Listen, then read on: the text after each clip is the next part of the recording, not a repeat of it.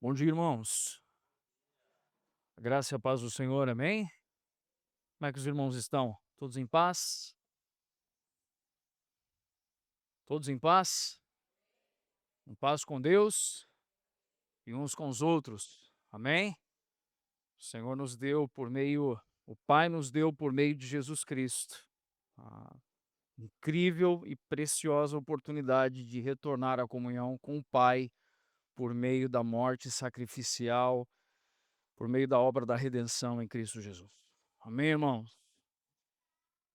Semana passada, eu e minha casa não estivemos presentes. Eu e minha família tiramos primeiramente uma semana para descanso, depois tivemos a oportunidade de tirar também um dia para estarmos apenas entre nós ali.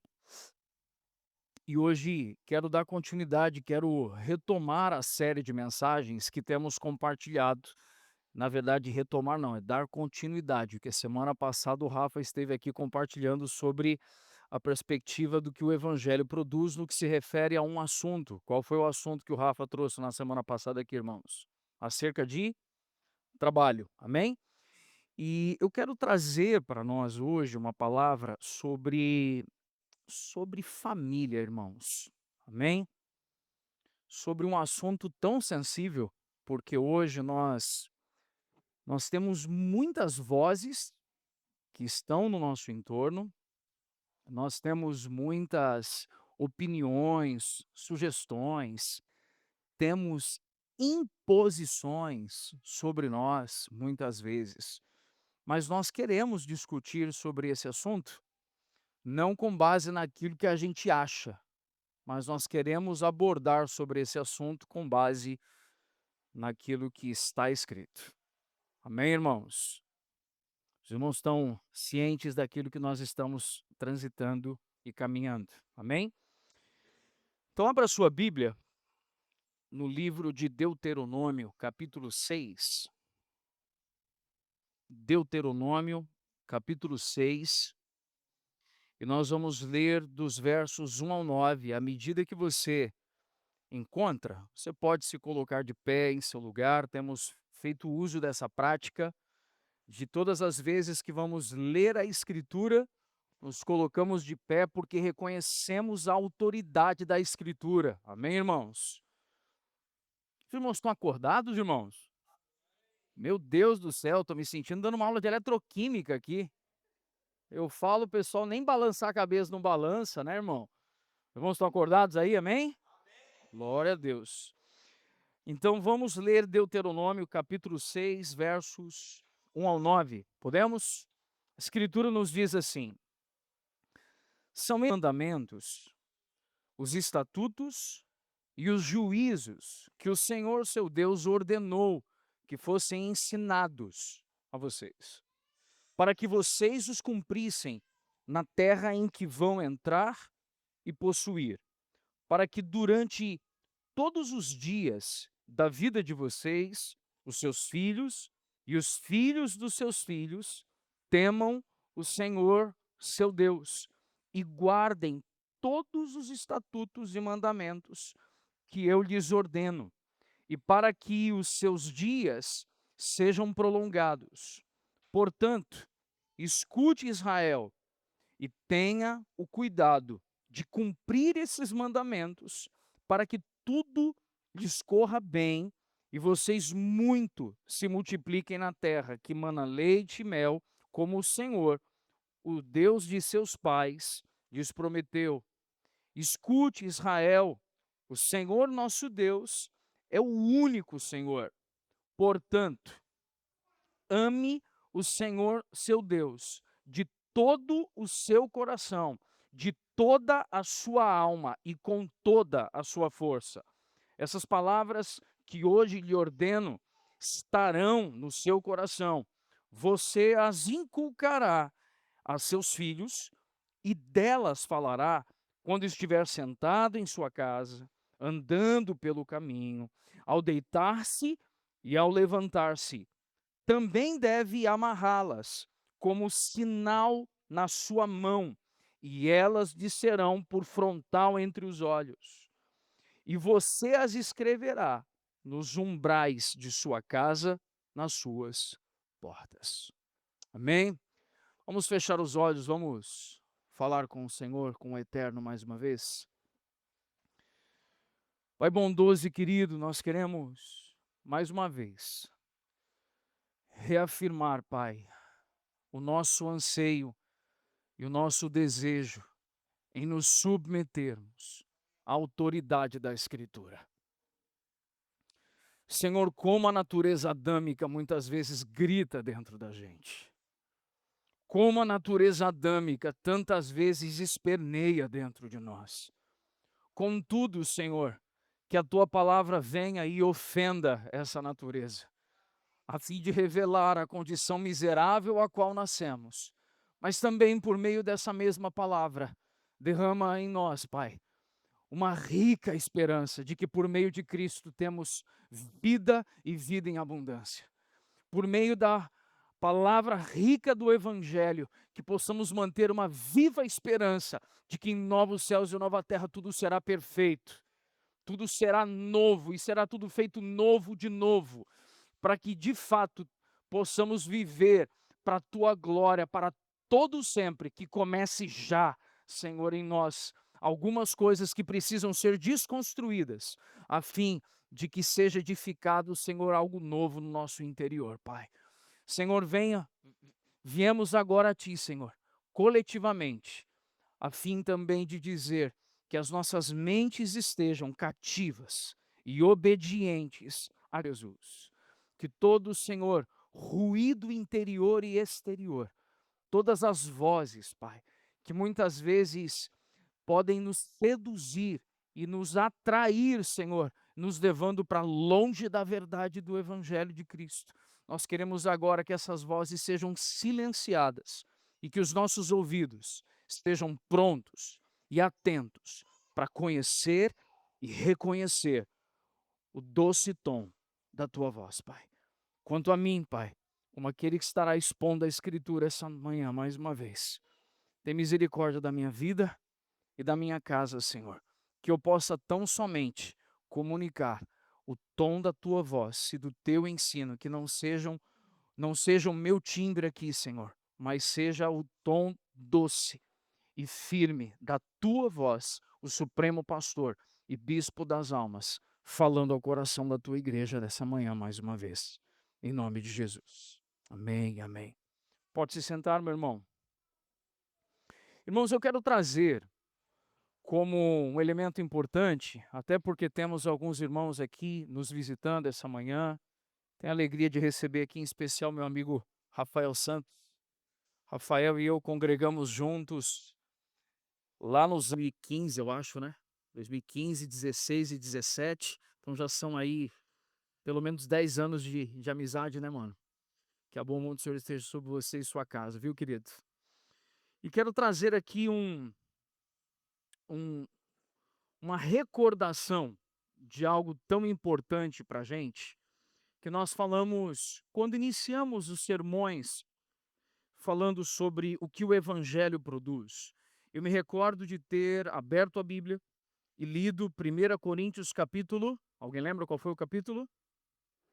1 Coríntios capítulo 15, onde Paulo está dando uma firme instrução para os irmãos daquela igreja, de que havia problemas entre aqueles irmãos, problemas na área moral, problemas na área eclesiológica, problemas em inúmeras áreas, divisão na igreja, tinha um problemaço na igreja, e Paulo vem, 1 Coríntios 15, ele diz assim, porque eu vos preguei o evangelho de Cristo Jesus.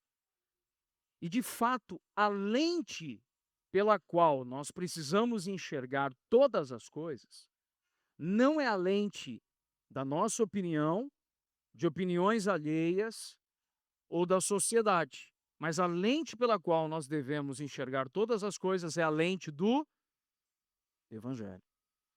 E assim viemos discorrendo sobre inúmeros assuntos, e hoje eu quero trazer uma concepção para nós revisitar concepções que muitas vezes já ouvimos, mas ouvimos de modo fragmentado E eu quero me dedicar aqui essa manhã a trazermos a temática família na perspectiva de criação, queda, redenção e consumação, para que nós sejamos norteados pelo que a Bíblia ensina, e não por aquilo que muitas vezes a gente até foi ensinado fora do contexto do Evangelho.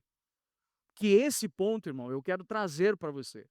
Se nós franqueássemos a palavra aqui hoje e nós começássemos a conversar sobre o que é família para você, e nós começássemos a dialogar sobre o assunto família ia sair aqui em uma diversidade extrema, porque naturalmente nós vamos falar da realidade de família a qual nós fomos formados. Contudo, as nossas famílias talvez não tenham sido influenciadas pela obra da redenção quando éramos mais jovens. Os irmãos ouviram isso aqui, amém? Talvez as nossas famílias não foram afetadas pelo poder de Cristo quando éramos mais novos. Isso quer dizer que falar de família para muitos entre nós ainda é um ponto sensível. Porque falar de uma temática que talvez tenha produzido dores profundas para alguns irmãos aqui entre nós, ou ainda produza dores, seja extremamente desafiador. Contudo, eu já quero antecipadamente anunciar algo. Cristo é o nosso Redentor e Ele vive. E Ele tem já realizado uma obra no nosso interior, a fim de nos conduzir até o dia de Cristo, onde a obra será completa, mesmo que a história não tenha sido a melhor de todas. Você ouviu isso, meu irmão? Amém? E eu quero começar iniciando esse sermão, compartilhando que esse assunto família, ele é extremamente precioso para nós, e é natural que nós tenhamos a inclinação de falar apenas em termos de valores sociais ou culturais. Contudo, Sproul, ele afirma algo importante para nós ouvirmos. Ele afirma algo dizendo que a família, ela não é uma construção humana, mas uma instituição divina. Tim Keller lembra que falar de casamento e família é aplicar alguns preceitos à forma viva de experimentarmos o Evangelho. Portanto, quando nós falamos de família, não estamos falando apenas de vida prática, mas nós estamos falando de teologia aplicada ao cotidiano. Você ouviu isso, irmão? Amém? Quando falamos de família, nós não queremos falar sobre apenas o dia a dia das práticas familiares, mas nós queremos falar de um preceito teológico e bíblico aplicado ao cotidiano. É a teologia daquilo que Cristo, que o Pai começou a fazer por meio do homem, formando uma família, adentrando a nossa vida cotidiana. E usando a primeira expressão como um ato da história de Deus relacionando com o homem, nós queremos falar sobre a criação, entendendo o projeto original de Deus para a família. Quando nós começamos a falar de criação, o projeto original de Deus para a família, é natural que nós utilizemos qual texto bíblico quando a gente vai iniciar falando sobre isso? Nós vamos utilizar naturalmente o texto ali em Gênesis. Em Gênesis, nós vamos ver no capítulo 1, se você quiser tomar nota, do verso 26 ao 28, e depois no capítulo 2, dos versos 18 a 25, nós vemos que Deus criou o homem, e Ele criou o homem de um modo. Irmãos, a gente precisa parar, muitas vezes, de tratar esse texto de um modo como parece que a gente lida com esse texto no piloto automático. Faz sentido o que eu falei ou não? A gente simplesmente, como é que foi lá na criação? Deus criou o homem à sua o quê, irmãos? Imagem e semelhança. E a gente trata essa expressão, muitas vezes, como paisagem. A gente trata essa expressão como se fosse algo tão comum que a gente passa por isso sem dar atenção. Recentemente, fazer uma analogia não necessária, mas vou fazê-la aqui. Recentemente, eu fui dar uma aula e pedi para os alunos lerem a questão umas 3, 4 vezes, ninguém percebeu um detalhe que estava presente ali, que era a temperatura. E é muito bo é um barato que essa cultura de passar nas coisas que a gente está acostumado e não presta atenção, a gente não dá atenção mais, a gente não se aplica a observar. Eu lembro que quando eu fui resolver certa questão ali, se o aluno tivesse observado a temperatura, ele teria percebido que aquilo não é paisagem, aquilo é uma informação importante. E a gente faz isso numa coisa simples e faz isso também nas coisas mais complexas. Nós pegamos o texto de Gênesis, que Deus criou um homem à sua, o que, irmãos? Imagem e semelhança. E porque ouvimos isso tantas vezes, temos tratado isso como paisagem, como algo que a gente simplesmente deixou passar, não deu atenção. Nós percebemos que ali Deus cria o homem, depois Deus cria a mulher, iguais em dignidade, distintos em papéis. O casamento é instituído como uma união de uma só carne. Eles recebem uma bênção e uma missão. Eles devem frutificar e devem também fazer o que, irmãos? Se multiplicar. Então eles eram fecundos, eles eram o que, irmãos? Férteis. E eles deveriam também fazer o quê? Se multiplicar, então eles são criados. Eles recebem uma bênção, são férteis. E devem agora fazer o quê? Se multiplicar, recebem uma missão. Então, à medida que Deus cria, Deus não cria dois bonequinhos para se divertir. Deus cria homem e mulher, estabelecendo ali a unidade básica de uma família. Deus deu a eles uma bênção, estabeleceu uma dádiva, a fertilidade, e os deu também um trabalho, uma missão. Eles deveriam se multiplicar.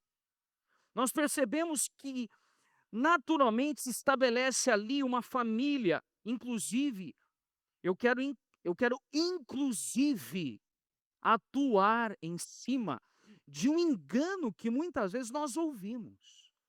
É muito comum que nós tenhamos relacionamentos com casais recém-casados. E aí daqui a pouco vem o primeiro filho.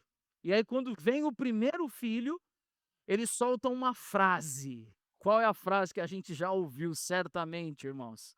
De um casal que agora está lidando com o primeiro filho. Isso foi uma pergunta, tá, irmãos? Vocês podem falar. Qual é a frase que a gente está acostumado a ouvir?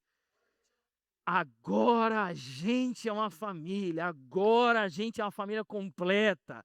Quando na verdade, irmãos, Adão e Eva, formados pelo Senhor, recebendo uma bênção, recebendo uma missão, ali está uma base familiar construída e estabelecida. Você compreende isso, irmão? Muito bom, muito bom, muito bom. Posso liberar uma palavra de esperança, irmã? Posso? Posso? Quando eles chegarem desse tamanho aqui, ó, você vai dormir, irmã, e vai se alegrar muito aí, irmão. Então, ó, receba. Amém, irmãos? Quero compartilhar em cima desse. Oi? Vai demorar um pouquinho, né?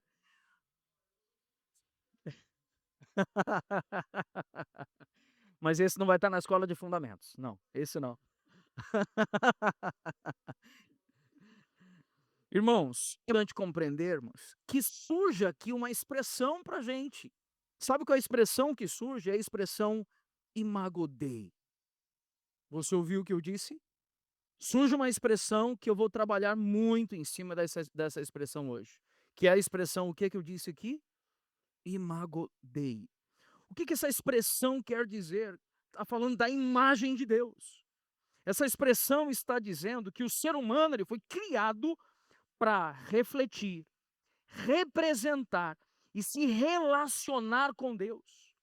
O ser humano, ele tem racionalidade e moralidade e foi posto em uma relação de comunhão com o Senhor. Então a criação da família, preste atenção nisso. E eu estou falando da criação da família pré ou pós-queda nesse momento? Estou falando da criação da família como pré-queda, antes da queda. O homem já foi dotado de racionalidade. O homem, irmão, preste atenção nisso. O homem recebeu um encargo, que era dar nome a toda a criação.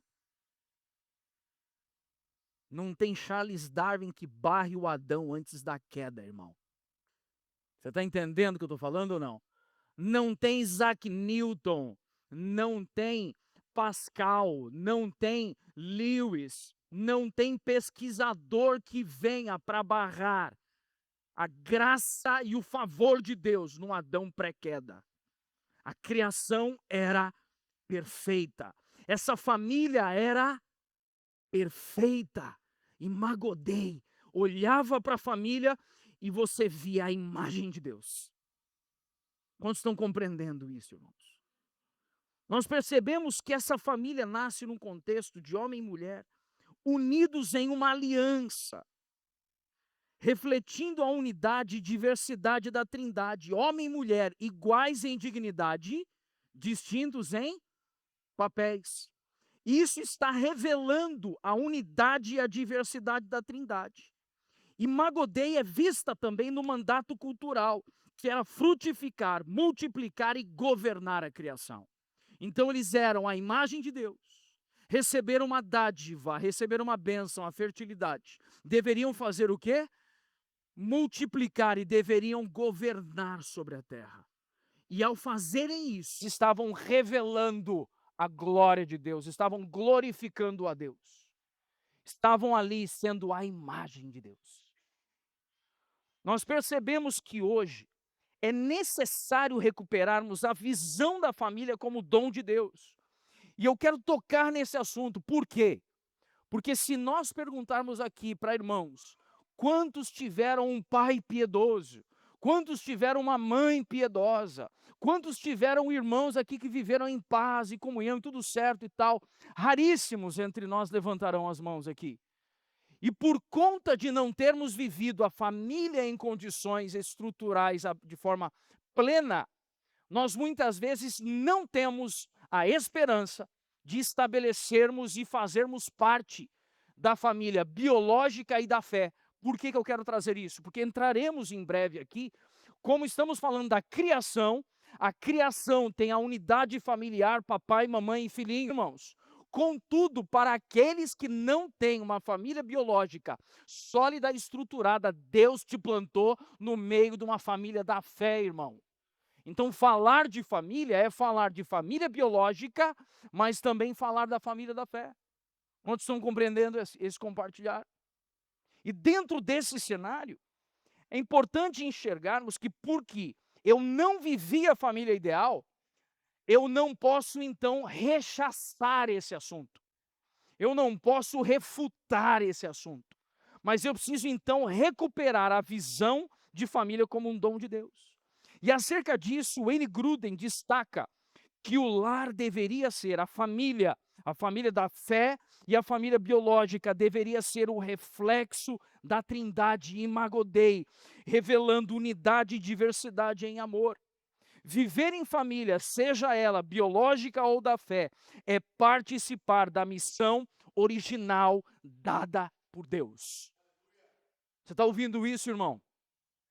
Por isso, tocar no assunto família, por mais sensível que seja, biológica ou da fé, irmão, que haja um derramar de restauração sobre as suas emoções. Que haja um derramar de espírito de sabedoria e revelação sobre você, sobre mim, para que não sejamos aqueles que fecham o coração quando o assunto é sensível. Tudo indica que semana que vem, irmão, a gente vai falar sobre sexualidade, à luz das Escrituras. E como são sensíveis discutir esses assuntos à luz do Evangelho, é ou não é verdade, irmãos? Família, sexualidade, é ou não é verdade? E quando nós acabamos, então, de falar do o primeiro ato se chama o quê, irmãos? Criação. Deus criou a família. Deus olhou tudo e disse que era o quê, irmão? Que era bom. Contudo, nós sabemos que há um incidente. E esse incidente, E eu quero forçar a barra na nossa compreensão aqui um pouquinho, tá, irmãos? Preste atenção em algo. Esse incidente, como o segundo ato, nós chamamos de quê? Queda. E esse incidente estragou o propósito de Deus. Sim ou não, irmãos? Sim ou não, irmãos? De forma alguma, irmãos. O propósito de Deus é o propósito de Deus. Ele tem uma vontade, ele é e se cumprirá. A queda foi, sim, o pecado entrando na humanidade. Contudo, Deus não mudou a sua natureza. Nele não há sombra e variação. Ele é o mesmo, hoje, e será o mesmo eternamente. Isso quer dizer que, a despeito da queda, família continua sendo claramente o modo de Deus trabalhar a fim de revelar a sua glória. Quantos estão compreendendo até aqui? Amém? Sabe, irmãos, para falar de queda, há dois textos que eu gostaria de dizer que você pode registrá-los, você pode anotá-los. Gênesis capítulo 3 e também Romanos 1, de 21 a 32. É importante nós considerarmos, assim como a canção que cantamos, de Marco Teles e Samuel Elinetti, e Ayer aqui, Railson compartilhando esses louvores conosco, nós vemos que houve um rompimento, houve uma quebra da comunhão entre quem, irmãos? Entre Deus e o homem. E isso imediatamente corrompe a família. Isso ainda no Éden produziu, o primeiro sinal, irmão, produziu vergonha. Preste atenção o que a queda fez, irmão. Primeira coisa que a queda fez foi produzir o quê? Vergonha. Eles viram que estavam o quê? Nus. Eles primeiro foram tomados, foram cheios de vergonha. A segunda coisa que aconteceu é que eles passam a estabelecer uma relação acusatória. Quando Deus se aproxima, eles se esconderam, mas quando Deus se aproxima de Adão e Eva e ele pergunta onde eles estavam, como é que Adão reage ao ser questionado se ele tinha comido o fruto? Ele reage de modo acusatório.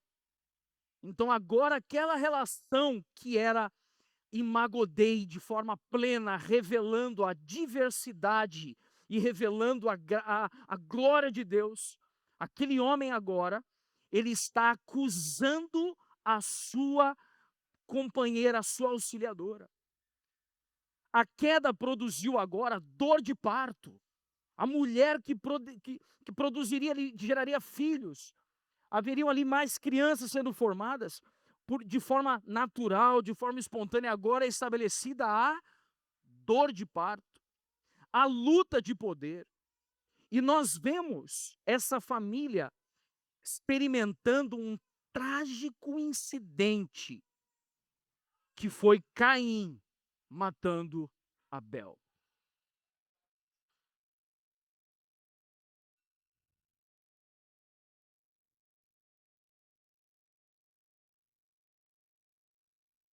Quando Caim mata Abel, eu quero inclusive já abrir um parênteses aqui, irmãos. Foi o chamado primeiro crime de quê?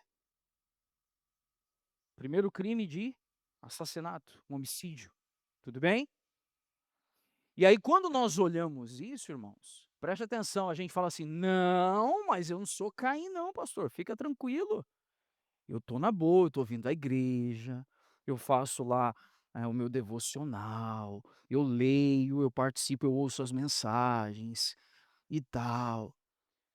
Contudo, as Escrituras nos ensinam que quando Jesus veio e começou a falar aos religiosos da época, Jesus não veio para simplesmente abolir a lei, ele veio cumprir a lei e nos capacitar para cumprir termos mais altos da lei, porque Jesus disse que se eu odeio o meu irmão e em meu coração eu tramo contra ele, eu já me tornei um homicida.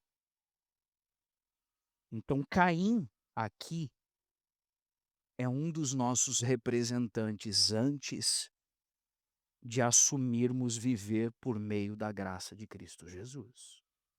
Os irmãos ouviram isso? Pastor, mas eu não. Ah, irmão, toda vez que a gente mente contra alguém, todas as vezes que a gente engana alguém,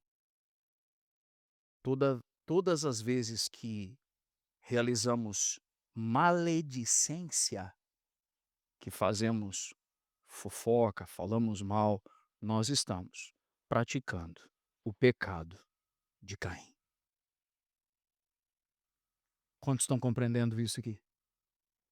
Por isso, irmão, chegou alguém perto de você, começou a falar algo, não comungue com o pecado de Caim.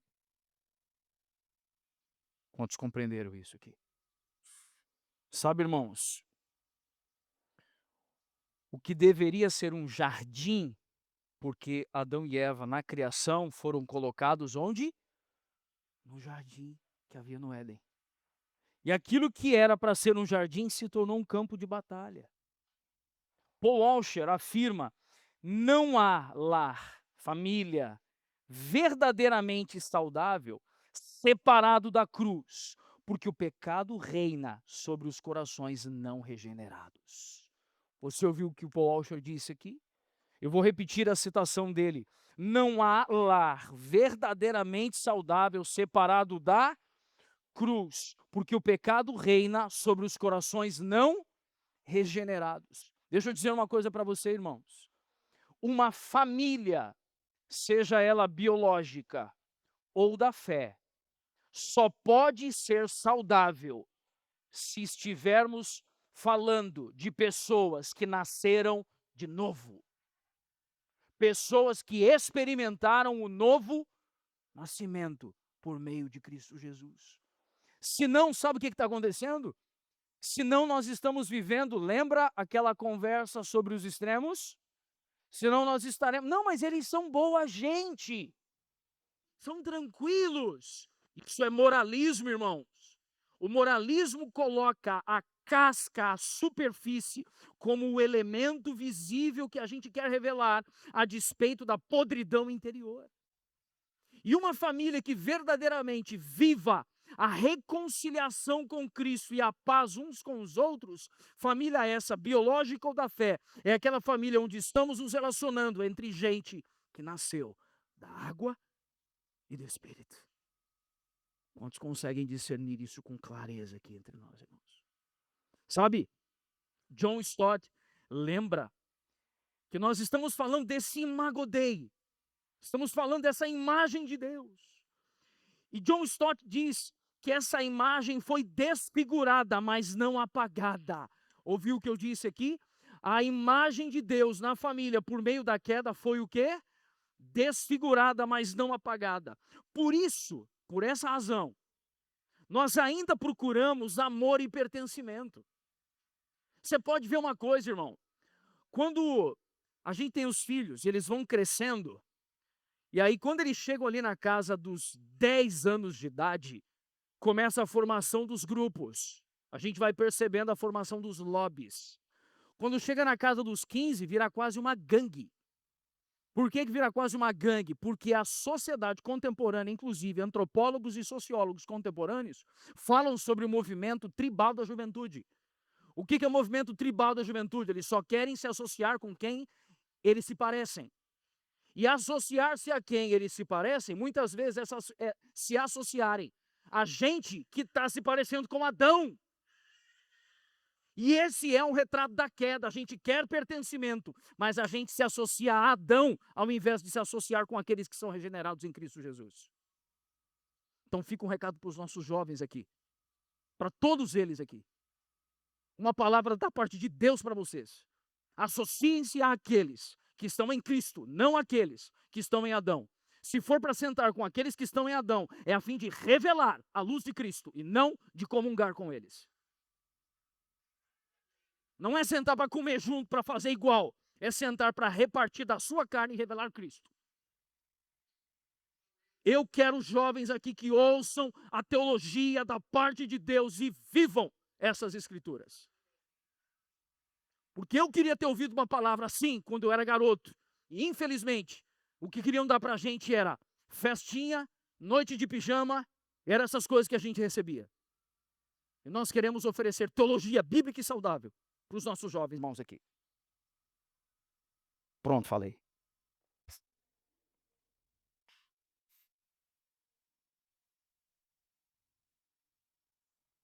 Sabe o que esse anseio por amor e pertencimento no mundo corrompido, mundo quedo, mundo caído, vai produzir? Sabe o que vai gerar? Vai gerar a gente querer formar família sem levar em conta o jeito certo de formar família. A gente vai formar família procurando prazer, ao invés de viver o imago Dei. Revelar a glória de Deus. Quantos compreenderam o que eu disse aqui? Por isso que quando vem um jovem falando sobre namoro, noivado, casamento, eu quero chegar junto. E eu quero perguntar assim: ei, qual é o motivo dessa relação? Porque se essa relação é para produção de prazeres e não tem relação com o imago Dei, revelar a glória de Deus, para e segura a onda que você está vivendo inclinado à queda e não à redenção. Quantos estão compreendendo a seriedade do que eu estou falando aqui?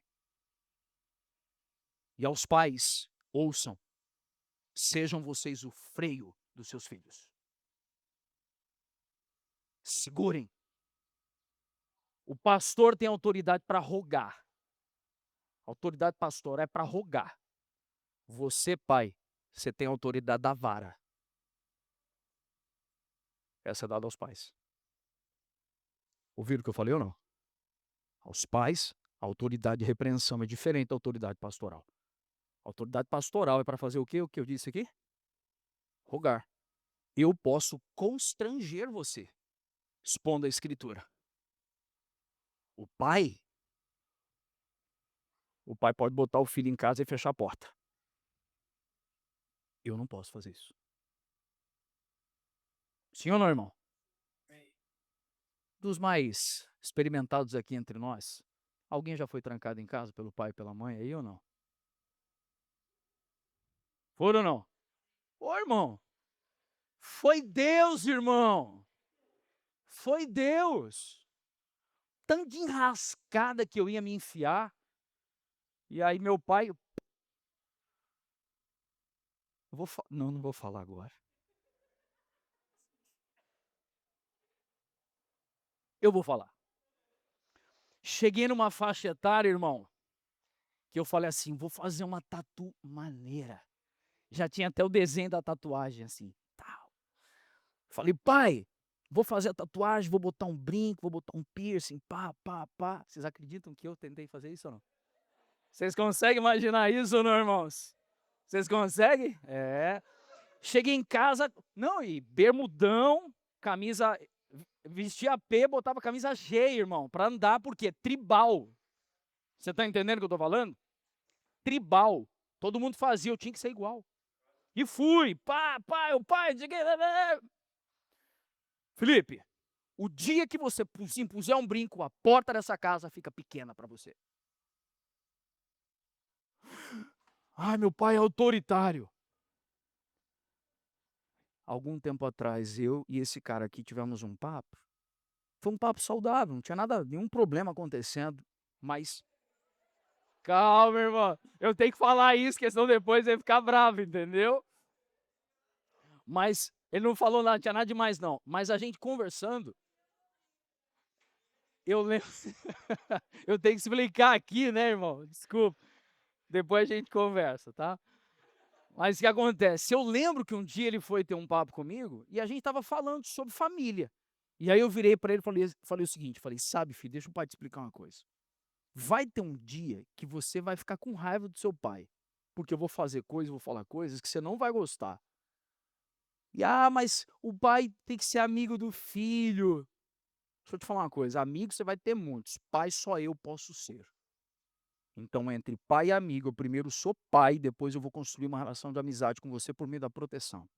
Mas eu não vou terceirizar essa responsabilidade para a sociedade. Eu sou pai. Você está entendendo o que eu estou falando ou não, irmãos?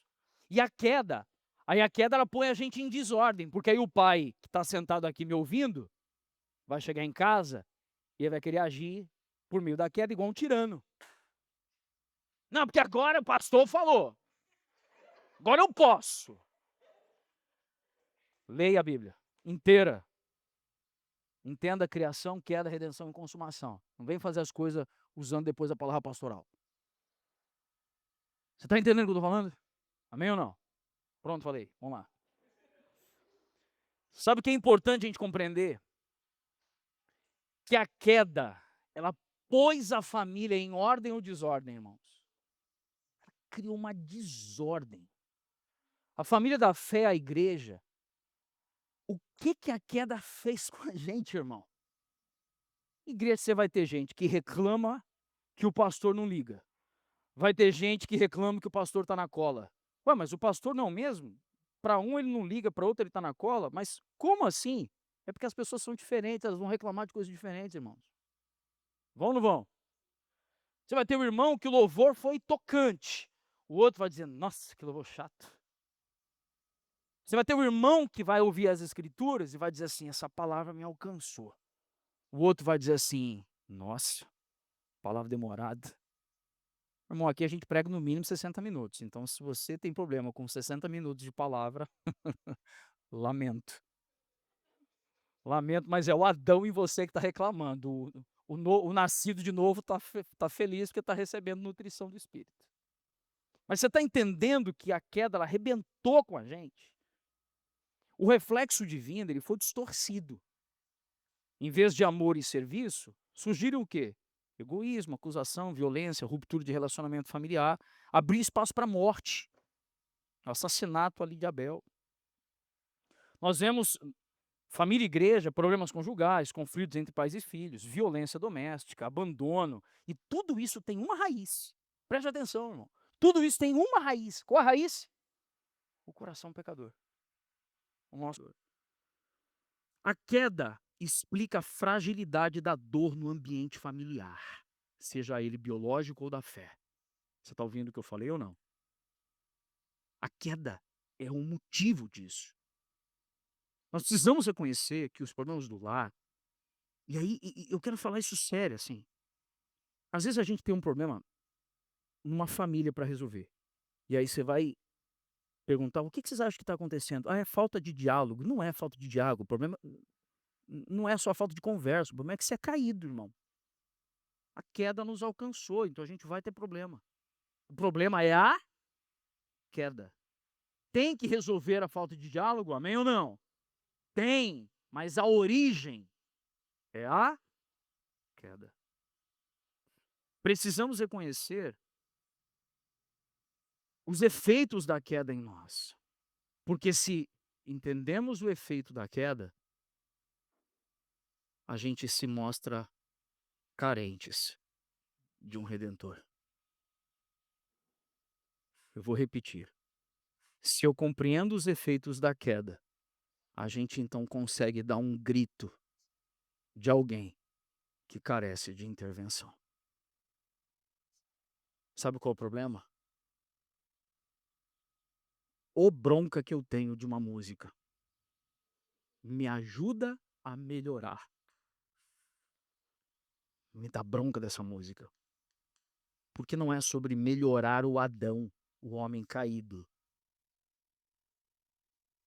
É sobre, lembrando o pastor argentino Juan Carlos Ortiz, em seu livro O Discípulo, publicado em 1976, que pegava os irmãos no cangote e mergulhava eles dizendo: "Eu te mato em nome do Pai, do Filho e do Espírito Santo e te recebo como um filho da luz".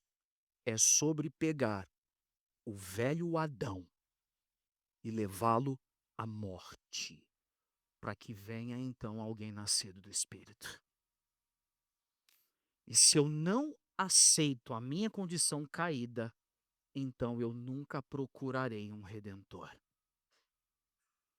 Por isso, a doutrina da depravação total do homem é tão importante para a compreensão das verdades do Evangelho.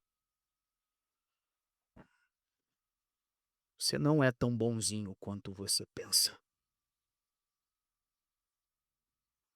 Terceiro ato, a família no prisma agora da redenção.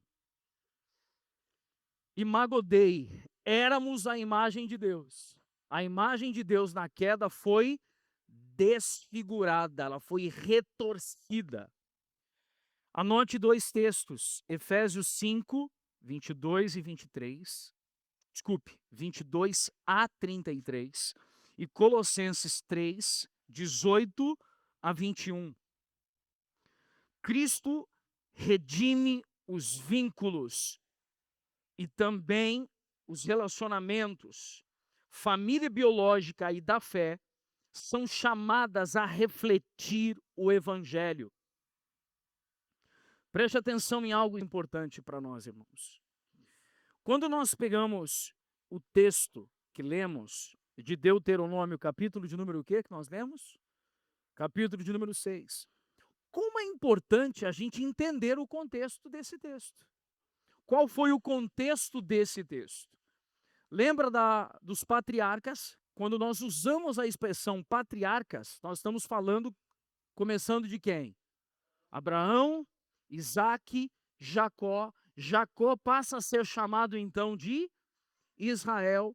Tem os seus filhos, dentre os filhos, José, que foi vendido como escravo, levado ao Egito. Já me permita abrir um parênteses aqui, irmão. Você, talvez na sua juventude, ou até mesmo na fase adulta, tem ouvido mensagens, palavras, dizendo: se você foi traído pelos seus irmãos, foi jogado numa cova, Deus vai tirar você da cova. Eu quero dizer para você que você não é José. Beleza? Você é Judá, Judá, Simeão, você é o que jogou José na cova. Sabe por quê? Porque eu e você, corruptos que somos, em nossa natureza excêntrica, soberba, arrogante e individualista, a nossa tendência é fazer o que os judeus fizeram com Cristo. Pegaram Cristo e o colocaram em um madeiro. E José é um tipo de Cristo no Antigo Testamento, é uma tipificação de alguém que foi tomado pelos seus irmãos, seus consanguíneos, seus conterrâneos, e jogado na cruz, assim como José foi posto dentro de uma cova. Mas o mesmo José que, quando assume uma posição de governo, ao invés de executar aqueles que foram seus algozes, ele os coloca na mesa e os oferece uma refeição. Da mesma forma como Cristo vai até a praia e, quando está ali ressurreto, recebe a Pedro, ao invés de julgar Pedro, ele lhe oferece pães e peixe na brasa. Então a gente não é José. Tudo bem o que eu disse ou não? O povo vai ao Egito, passa 400 anos, passa a ser escravizado. O Senhor levanta alguém como Moisés para tirar o povo do Egito, só que esse povo agora, ouça o que eu vou dizer, após 400 anos de escravidão, esse povo agora está cruelmente e a sua fé está desfigurada. E quando Moisés, capacitado pelo Senhor, tira o povo do Egito, esse povo não se parece com os patriarcas Isaque e Jacó. Esse povo perdeu a imagem do povo da aliança, a imagem daquele homem, Abraão, que foi chamado por Deus. E o trabalho de Moisés era ajudar a restaurar a imagem de um povo. Por isso o texto de Deuteronômio começa dizendo o quê? Isso que eu vos ordeno hoje, vocês devem ensinar aos seus filhos. Vocês estão entendendo o que Moisés está fazendo ou não? Moisés está pegando um povo bagunçado, um povo badernado, e Moisés está, por meio do poder do Espírito, ajudando a ordenar as coisas. Só que a lei não poderia cumprir externamente aquilo que só por meio do poder do Espírito seria finalizado. Por isso que por meio de Cristo a lei caduca e vem um novo sacerdócio, a saber, o sacerdócio segundo a ordem de Melquisedeque, Cristo Jesus, profeta, rei e sacerdote, a fim de, por meio da pessoa do seu Espírito, nos capacitar a cumprir a lei. A lei que lemos: amarás ao Senhor teu Deus de todo o teu conhecimento, alma, força e entendimento. Nós éramos incapazes de cumprir a lei, porque perdemos o imago Dei, perdemos a imagem de Deus. Contudo, preste atenção em algo. Contudo, Colossenses capítulo 1. Preste atenção.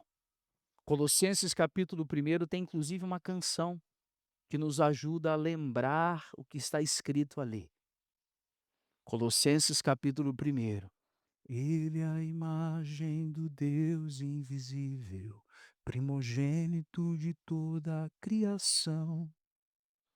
Quando vem o Cristo, Filho do Deus vivo, ele é a imagem de Deus. E essa humanidade agora, com a imagem retorcida, tem a oportunidade de olhar para o Filho e ver nele a expressão exata de Deus e dizer: eu preciso de um Redentor.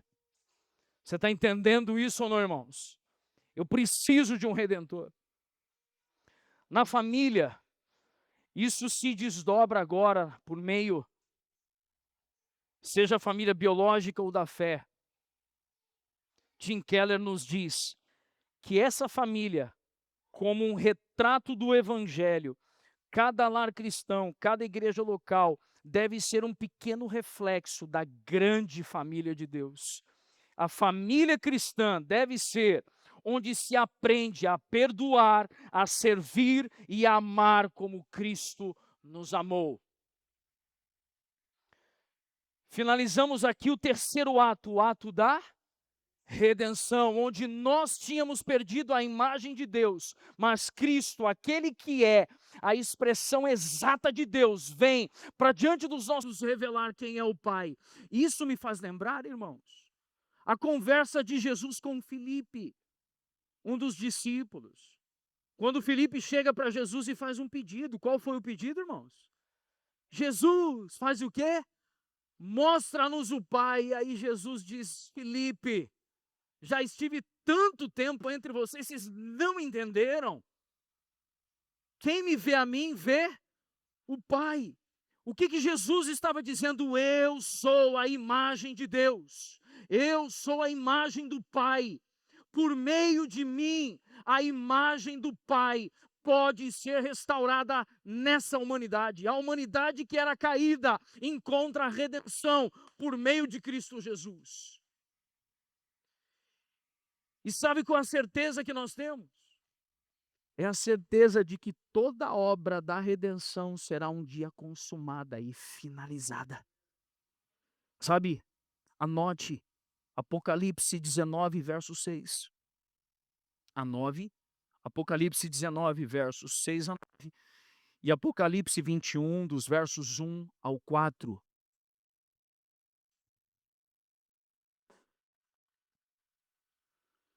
Toda a história, irmãos. Se Cristo, lembra da brincadeira que fizemos? A queda estragou o propósito de Deus. Foi isso ou não, irmãos? Não. A criação começa com um casal, a unidade base de uma família, sendo formado, um casamento. Amém? E Apocalipse, toda a história está caminhando para um casamento, a saber, as bodas do Cordeiro, quando Cristo tomará para si a igreja, a sua noiva.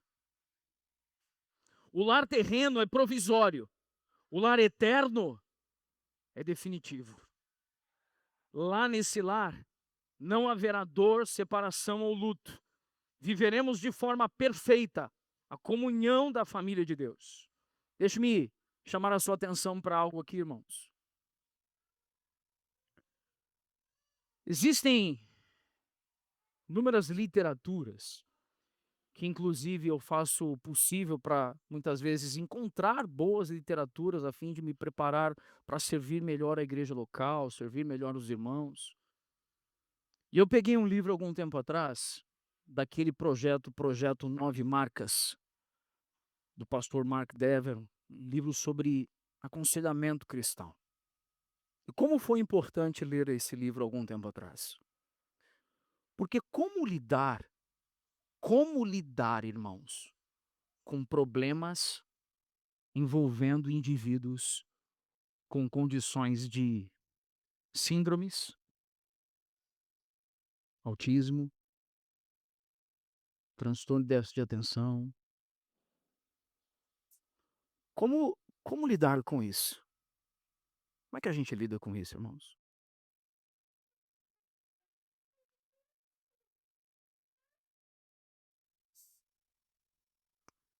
Como lidar com o fato de que eu não tenho controle sobre tudo?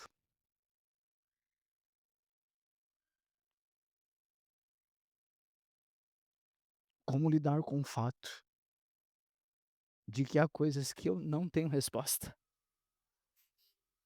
Sabe como, irmãos? É sabendo que há efeitos da queda que estarão no nosso entorno. E está tudo bem, porque por meio da redenção, um dia essa obra será consumada e tudo será perfeito. E isso abastece o nosso coração de uma rica esperança. Como visitar alguém num hospital em condição terminal? E quando esse alguém for da minha família ou da sua família, onde a gente ouviu os médicos não têm mais esperança. Agora pode levar para casa para finalizar os seus dias em casa. Sabe como lidar? É saber que são os efeitos da queda, irmão. Mas se a minha esperança, entendendo que há duas esferas do reino de Deus, o reino de Deus já e ainda não. Há coisas que eu vou orar e o reino de Deus já será operante. Deus curará o enfermo agora, nessa vida ainda física. Mas em alguns casos, eu vou orar, irmãos. E o reino de Deus ainda não se revelou ali naquela cura física. Mas no dia da consumação de todas as coisas, tudo será perfeito e será novo de novo. E essa esperança, irmãos, faz com que eu entenda hoje o que John Stott chamou de igreja, dizendo que igreja é família de famílias. Keller nos lembra que o casamento humano nos aponta para o casamento definitivo. Paul Washer nos instrui que o nosso lar terreno, a nossa igreja local imperfeita, a nossa família imperfeita, é um vislumbre dessa família de famílias, dessa que é a família eterna que viveremos eternamente com ela, em novos céus e nova terra. Sabe, deixa eu dizer uma coisa para você. Eu fui criado em um ambiente onde eu ouvi, desde a mais tenra idade, que se eu tivesse uma vida aqui na terra, certinha, servindo ao Senhor, dependendo de como eu fui, eu vou receber um galardão legal. Esse galardão pode ser ou uma mansão ou pode ser uma casinha. Vocês já ouviram essa ou não? Não? Graças a Deus, irmão, você não ouviu isso. Mas alguém aqui ouviu isso, tipo de coisa ou não? Ô, irmão. Aí a gente ainda assim, se vivia uma vida meio errante, tretando com tudo, a gente ainda dizia assim, pelo menos, nem que seja na casinha, né? Mas deixa eu te fazer uma pergunta. E eu já fiz essa pergunta em uma reunião ainda na minha casa, quando estávamos lá ainda. Esse galardão incluir, não estou dizendo que é apenas isso, mas esse galardão, o que que eu disse? Incluir. Na hora de uma refeição, eu me assentar à mesa, olhar para minha esquerda e ver Adriana e Tiaguinho. Olhar para minha frente e estar com Stefano e Samara. Olhar para o meu lado e do meu lado estar o meu pai biológico. Só que todos com o corpo glorificado e perfeito. E se eu olhar para o meu lado esquerdo e o Daniel estiver sentado ao meu lado, são e perfeito, porque a obra da consumação aconteceu, ela foi finalizada. Então a minha família biológica, a minha família da fé, ela cooperou para atritar, para brigar, para chamar atenção, a fim de me conduzir a me tornando semelhante a Cristo, para que naquele dia, no dia que a trombeta tocar, e esses corpos corruptíveis forem revestidos de incorruptibilidade, a gente saber que a gente vai se assentar à mesa com Cristo e uns com os outros. E aí, dizer que a rua é de ouro é só para dizer que não importa que o ouro é valioso aqui na terra, porque na eternidade não vai importar a qualidade do metal, eu estou com Cristo, o meu rei.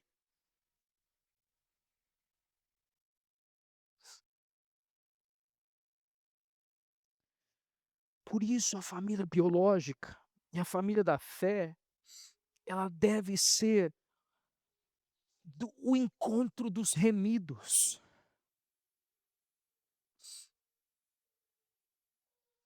Todos devem viver à luz dessa esperança do lar definitivo. E aí, se eu tenho esse coração, tem ou não ter tudo financeiramente aqui nessa terra, irmão. Se eu tenho esse coração, tá tudo bem eu não morar na casa dos sonhos, eu não ter o carro dos sonhos. Tá tudo bem não ter atingido o ápice profissionalmente. Tá tudo bem ter vivido aqui na terra desde os 35 anos com o joelho estourado.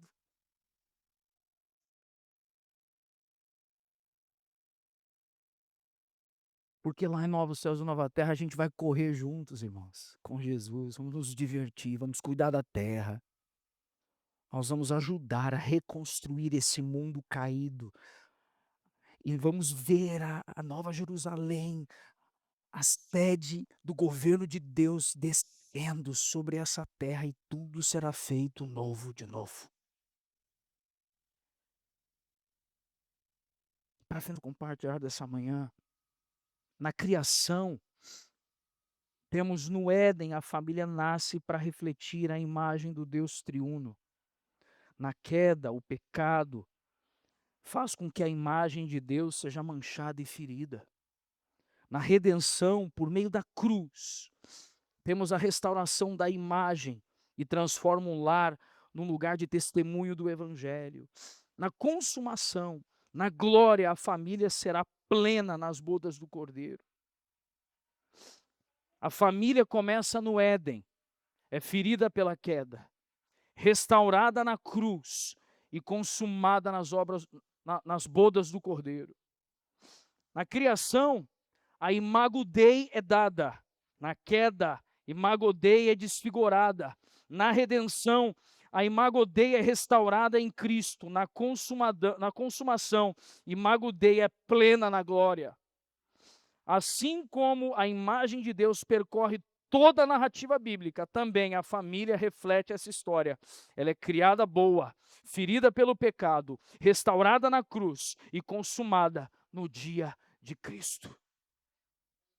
Que nós possamos viver, irmãos, a verdade do Evangelho adentrando a nossa vida familiar. Vamos estar em pé, irmãos.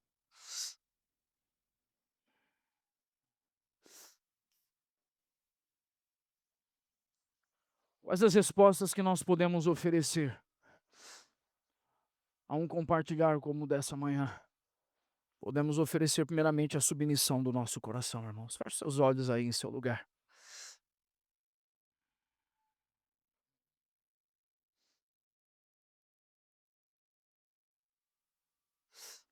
Comece a falar com o Senhor aí, irmãos. Quais são as áreas que a Imago Dei ainda está desfigurada na sua família, na nossa igreja local? Não estamos falando apenas de família biológica, mas estamos também falando de família da fé.